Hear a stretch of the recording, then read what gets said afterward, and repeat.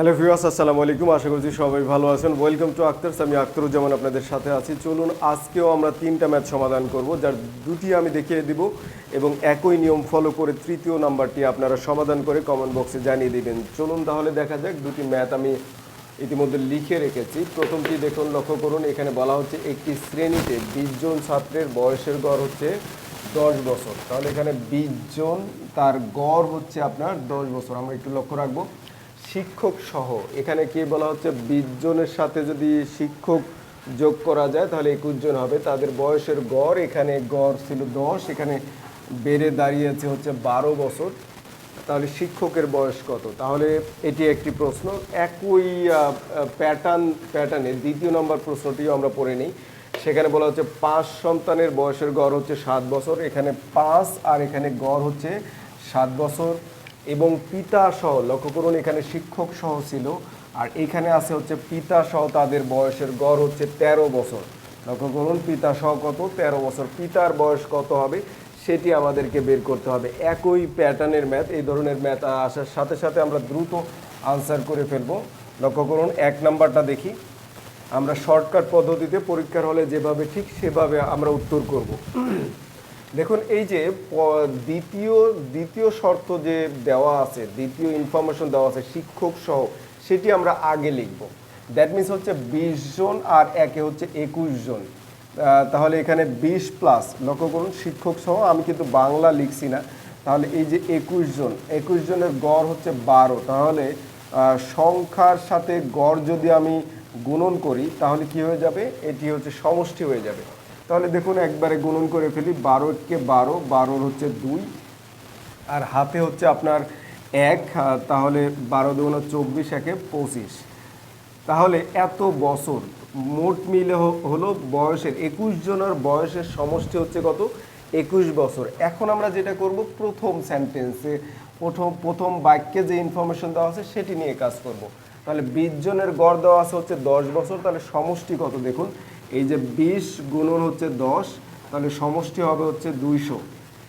তাহলে দেখুন কি করলাম, প্রথমবার করলাম হচ্ছে শিক্ষক সহ বা বয়সের সমষ্টি করলাম, সেটি 252, আর শিক্ষক বাদে শুধুমাত্র ছাত্রদের যে বয়সের গড় ছিল সেটিকে সংখ্যা দিয়ে গুণন করে আমরা সমষ্টি নির্ণয় করলাম।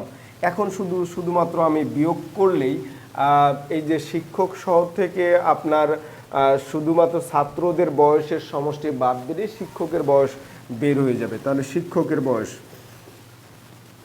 শিক্ষক ইকুয়ালস টু আপনার হবে হচ্ছে, দেখুন 252 থেকে 200 বাদ দিলে 52 বছর।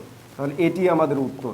একইভাবে আমরা 2 নাম্বার সমাধান করব। দেখুন এখানে দ্বিতীয় নাম্বার আগে আমরা নেব পিতা সহ, যেটি ছিল পিতা সহ, তার মানে 5 জন, পিতা সহ কিন্তু হচ্ছে 6 জন। 6 জনের বয়সের গড় দেওয়া আছে হচ্ছে 13 বছর। তাহলে আমি এখানে সমষ্টি করতে গেলে 6 13 কত হয়? 5 13 65, আর হচ্ছে 6 13 হচ্ছে 78। লক্ষ্য করুন 78 পেলাম, এত বছর।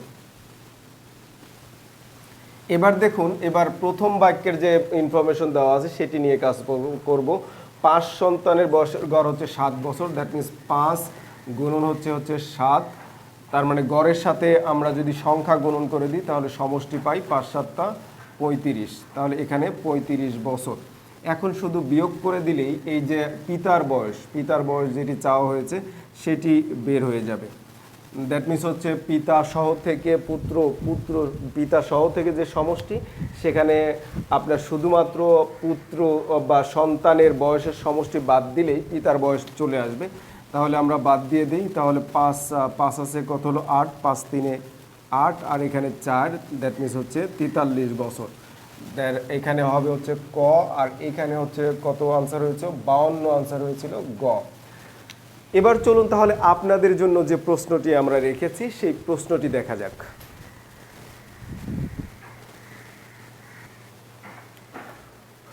লক্ষ্য করুন এখানে তৃতীয় নম্বর ম্যাথটি আপনারা সমাধান করবেন। এখানে একটু লক্ষণীয় যে পিতা মাতা ও কন্যার বয়সের গড় হচ্ছে 30 বছর বলা আছে, আর মাতা ও কন্যার বয়সের গড় 25 বছর হলে পিতার বয়স কত? এখানে আগের ম্যাথের সাথে একটু পার্থক্য আছে, সেটি হচ্ছে আগের ম্যাথে পরের বাক্যে হচ্ছে আপনার এই যে পিতা সহ ইনফরমেশন বেশি দেওয়া ছিল হচ্ছে পরের বাক্যে, আর হচ্ছে এখানে প্রথম বাক্যে হচ্ছে ইনফরমেশনটা বেশি দেওয়া আছে, পরের বাক্যে কম দেওয়া আছে।